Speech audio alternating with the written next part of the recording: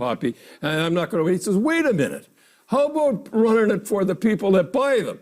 Now you go to the small cities, and you know those the rows on rows.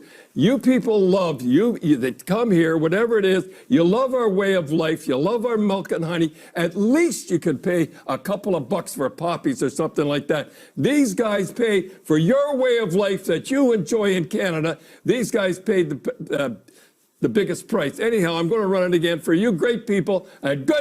So what you just saw was Donald Cherry last night on the CBC on Coach's Corner Hockey Night in Canada suggesting that quote-unquote you people, the people who come here for the milk and honey of Canada, don't respect the sacrifices of the veterans that made this Canada what it is today. And he also seemed to imply that people in the quote-unquote small cities really liked the poppy and wore it. And I think what he's trying to suggest is that small city Canadians, rural Canadians, the people outside the big cities, predominantly white, respect and honor the poppy and its meaning, and that the rest of the people, the you people, the people who come here, aka immigrants, don't. They come here for the benefits of Canada, and they don't respect the sacrifices it took to make this Canada. This view is unacceptable.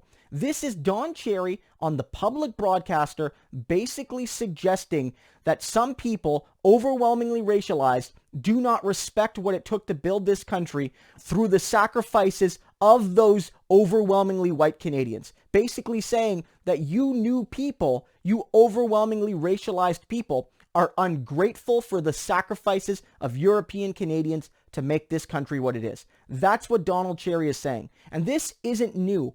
Don Cherry has long held this view. He said on Coach's Corner at other times that, Anglo-white Canadians from smaller cities are overwhelmingly the people who make military service and sacrifice, implying that if you're not one of those things, if you're, racialized, or if you're from the quote-unquote big city, then you don't actually make the sacrifices that makes you less of a real Canadian to those other Canadians. That they are the real, true, blue, good Southern Ontario boys, or good old boys from Saskatchewan. And you, from Brampton, you don't really count as a real Canadian, at least not as real as them.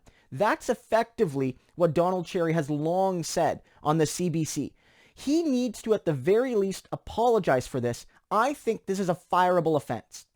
Don Cherry basically went coast to coast in Canada to millions of homes and injected a jingoistic, xenophobic, right-wing nationalism into the airwaves without any criticism, without any challenge, without any correction from anyone. He was allowed to say that unquestioned. Unacceptable from the CBC and unacceptable from Don Cherry. And let's be 100% real here. This is tapping into some ugly stuff. This taps into the same narratives used by Faith Goldy and Maxime Bernier, who have talked about how modern immigrants are cultural leeches. They want to destroy our country. They want to take away its white European heritage and implant, whether it's Islam or whether it's, non-white, non-European heritages. They want to destroy the Canada we know and love and the Canada that, existed in the past.